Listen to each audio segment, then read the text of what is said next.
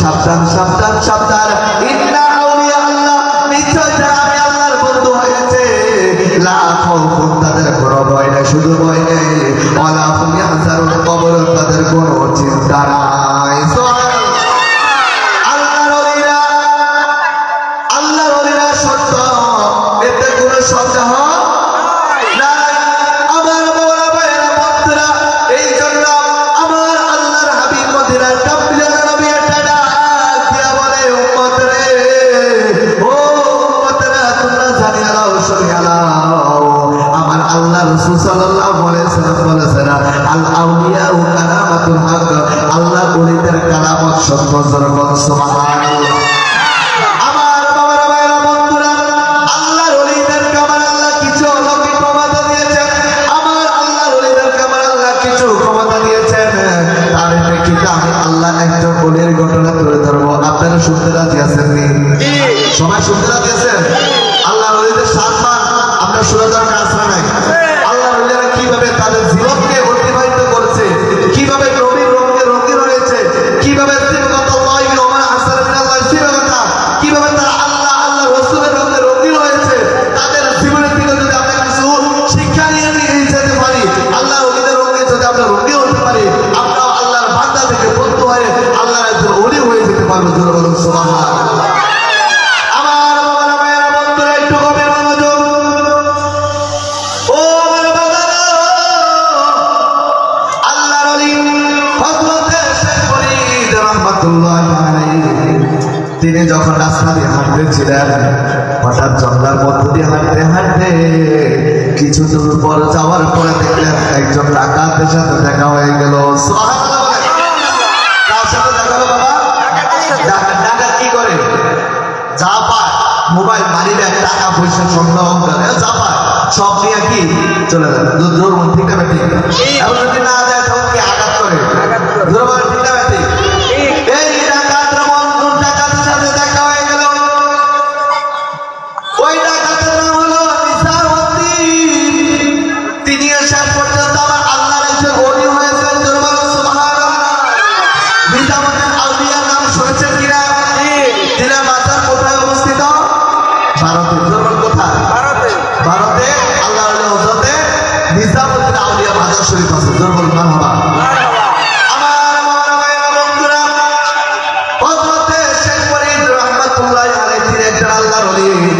রাস্তা দিয়ে যখন জঙ্গলের মধ্য দিয়ে তিনি যখন হাঁটতে লাগলেন, পথে ডাকাত নিজামউদ্দিন আউলিয়া তিনি হাজির হয়ে গেল।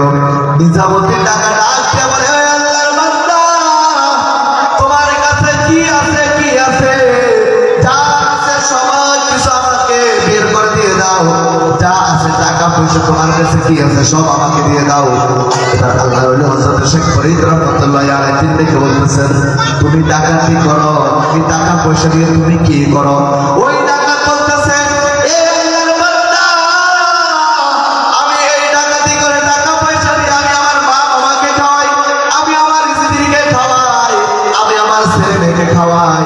আল্লাহর ওলি শেখ ফরিদ রাহমাতুল্লাহি ডাকতে বলে, এ ডাকাত, তুমি যে এই ডাকাতি করে মানুষের টাকা পয়সা নিয়ে যে তুমি তোমার স্ত্রীকে খাওয়াও, মা বাবাকে খাও, সন্তানকে খাওয়াও, তাদের কাছে একবার গিয়ে জেনে আসো, তুমি যে ডাকাতি করো এতে তোমার গুনাহ হচ্ছে, তোমার আমলনামায় আমার আল্লাহ গুনাহ দিচ্ছে, তারা কি তোমার সাথে সেই গুনার ভাগীদার হবে? সুবহানাল্লাহ। আচ্ছা বাবা, ডাকাতি করলে কোনো সওয়াব হয় নাকি?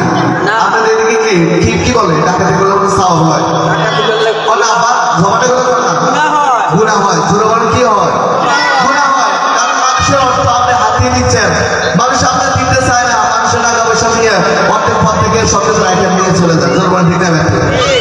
আমার বাবারা ভাইয়েরা বন্ধুরা, ওই নিজামউদ্দিন ডাক দিয়ে বলে, অবশ্যই আমার ছেলে সন্তান দিবে, অবশ্যই আমার গুনার কিছু অংশ আমার স্ত্রী দিবে, মা বাবা দিবে।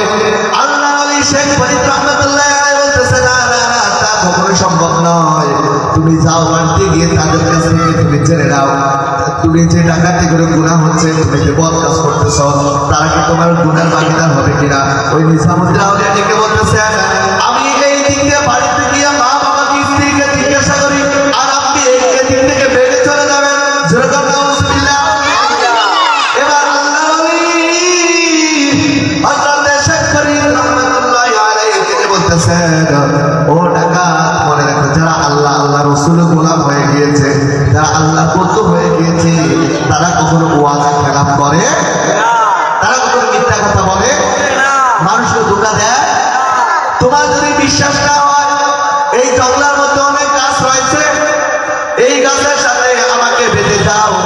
তারপরে তুমি গিয়ে জেনে আসো তোমার মা বাবাকে, তারা কি তোমার এই গুনার ভাগীদার হবে কিনা? যেরকম সুবহানাল্লাহ, একটু জোরে বলেন আল্লাহুম্মা সাল্লি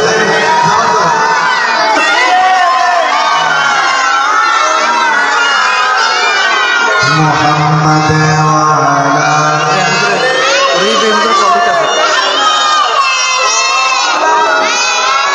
মুহাম্মাদ আল্লাহুম্মা সাল্লি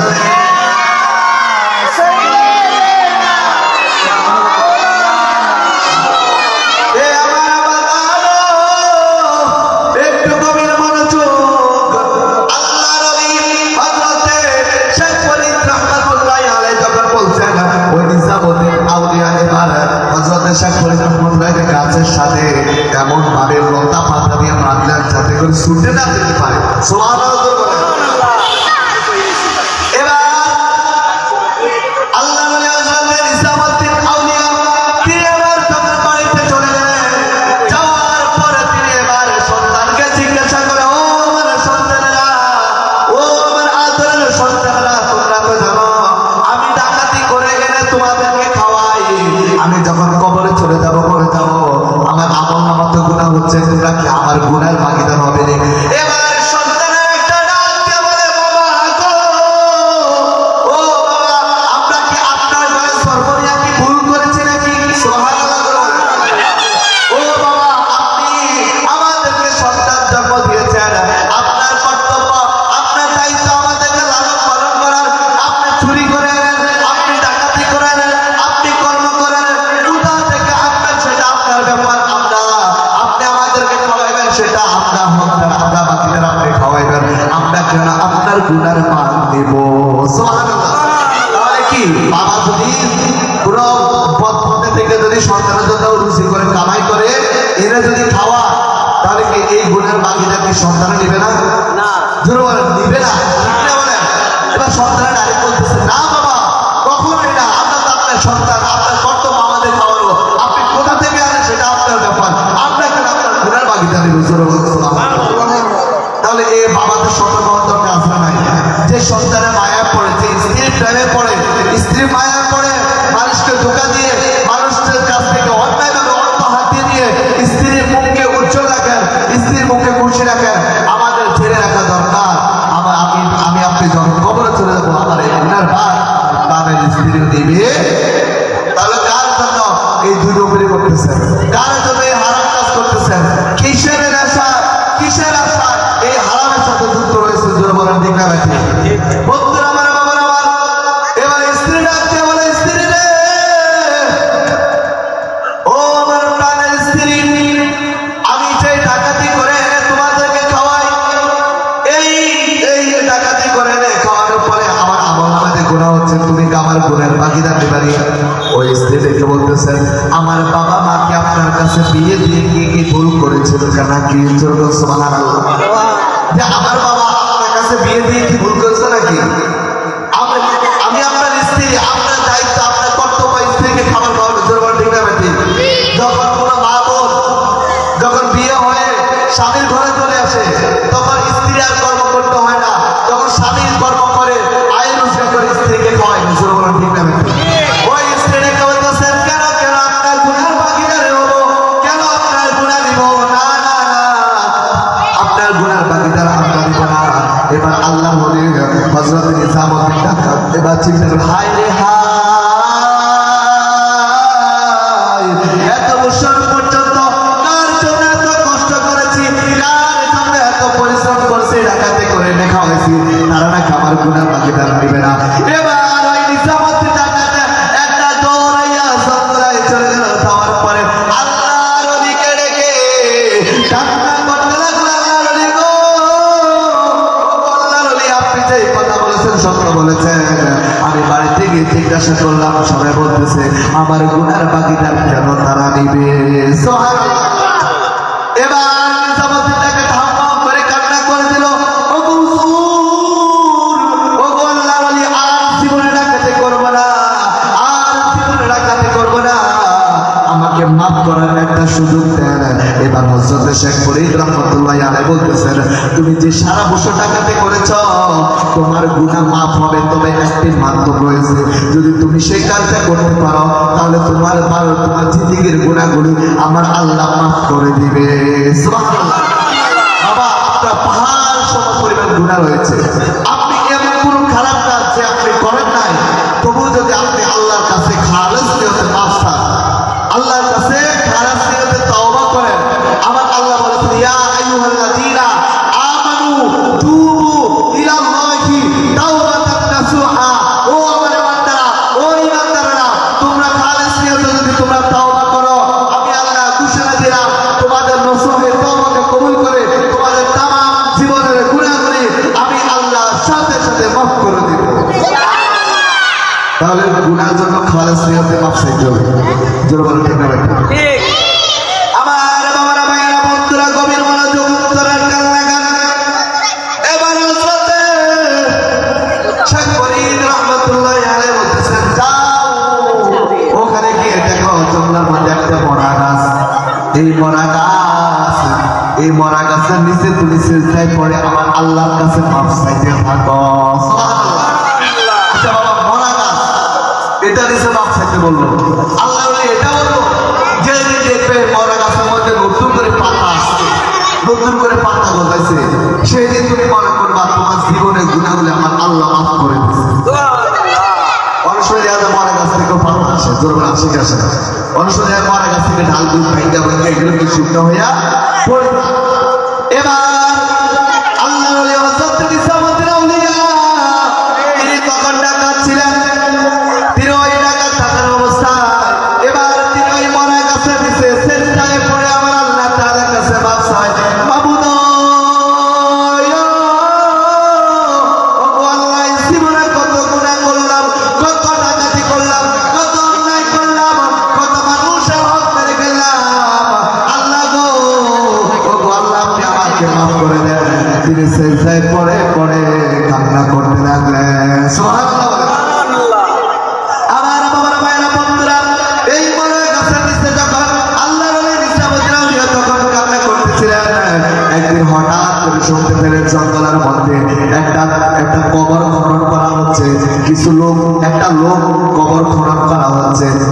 এবার আল্লাহর ওলি নিজামুদ্দিন তখন তিনি ডাকাত ছিলেন, তিনি এবার ওই যে ব্যক্তি কবর খনন করতেছিলেন ওই ব্যক্তির কাছে গিয়ে বলে, ও আল্লাহর বান্দা, তুমি কেন কবর খনন করো, কি উদ্দেশ্যে তুমি কবর খনন করো? এবার ওই যুবক ছেলেটা ডাক দিয়ে বলে, এই আল্লাহর বান্দা রে, এই কবরের মধ্যে একটা যুবতী নারী আছে, এই যুবতী নারীটা মাত্র কয়েকদিন হলো, এই যুবতী নারীটা মরে গেল, তাকে কয়েকদিন দিতে হবে, এই যুবতী নারীটাকে এখানে দাফন করা হলো, এই কবরের মধ্যে যুবতী নারীটা শুয়ে আছে।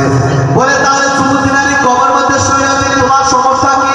এবার ওই যুবকটা ডাকতে বলে, আল্লাহর বান্দা রে, ও আল্লাহর বান্দা, আমি এই নারীটাকে অনেক ভালোবাসতাম, এই নারীর সাথে আমি অনেক ভালোবাসতাম, এই নারীকে অনেক পছন্দ করতাম, আমি ওই নারীকে অফার দিয়েছিলাম যে সে আমার সাথে ভালোবাসা করার জন্য, সে আমাকে বিবাহ করার জন্য, আমার সাথে রিলেশনে যাওয়ার জন্য আমি এই নারীকে অনেক অফার দিয়েছিলাম, কিন্তু ওই নারীটা আমার অফার সে গ্রহণ করে নাই। সুবহানাল্লাহ। ওই নারীটা শেষ পর্যন্ত এই পকেটে যুবকের হাত থেকে বাঁচার জন্য ওই নারীটা নিজে নিজে আত্মহত্যা করে অন্ধকার কবরে চলে গেল। এবার ওই যুবকটা রেখে বলতেছে, ও বান্দা, সে আমার ভয়ে সে নিজে নিজে দুনিয়া থেকে চলে গেল, সে মারা হয়ে গেল, তাকে এই কবরে দাফন করা হলো। এবার আল্লাহর ওলি নিজামুদ্দিন আউলিয়া তিনি বলতেছেন, তোমার কি উদ্দেশ্য, তুমি কেন এখন কবর খনন করো? তাকে তো দাফন করানো হলো, তুমি কেন এখন তার কবরকে খনন করো? এবার ওই যুবক দেখে বলতেছে, আমার একটা খায়েশ ছিল, আমার একটা মনের ইচ্ছা ছিল, আমি এই যুবতী মহিলাটার সাথে একবারে হলো আমি ওই মহিলাটার সাথে খারাপ কাজ করবো। জোরে কথা নাউজুবিল্লাহ। তার জীবনে জীবন দশায় তার একটা উদ্দেশ্য ছিল, তার একটা খায়েশ ছিল, এই নারীকে যেভাবে হোক সে একবার হলো দর্শন করবে, একবার হলো সেই নারীর সাথে খারাপ কাজ করবে, একবার হলো সে এই মহিলার সাথে এই নারীর সাথে সহবাস করবে। কিন্তু সে তো এই খারাপ ভাষাটা ছেলের ভয়ে সে তো দুনিয়া থেকে চলে গেল। ও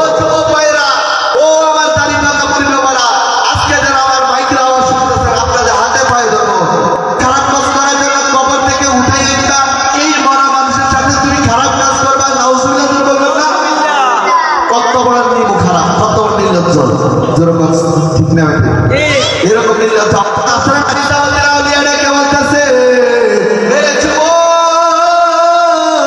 ও যুবক রে, তুমি যত চেষ্টা করো তুমি চেষ্টা সফল হবে না। এবার নিজামুদ্দিন আউলিয়া তার হাত থেকে যে কুরআনটা দিয়ে সে কবরটা খনন করতেছিল, এই কুরআনটা টান দিয়ে এই শাবল, আপনাদের দেশে কি বলে শাবল তো বলে নাকি, কবর খননে মাটি খনন করে কি বলে শাবল, কি কি কি ঘন্টা আছে যাই হোক। এবার আল্লাহর নিজামুদ্দিন আউলিয়া এবার তার হাত থেকে এই সকলে ঘন্টার টান দিয়ে তার মাথার মধ্যে এমন একটা আঘাত করলো রে বাবা, সাথে সাথে ওই বখাটি যুবকটা সেখানেই মারা গেল। তুই কেন এই মৃত্যু মানুষের খারাপ কাজ করবি?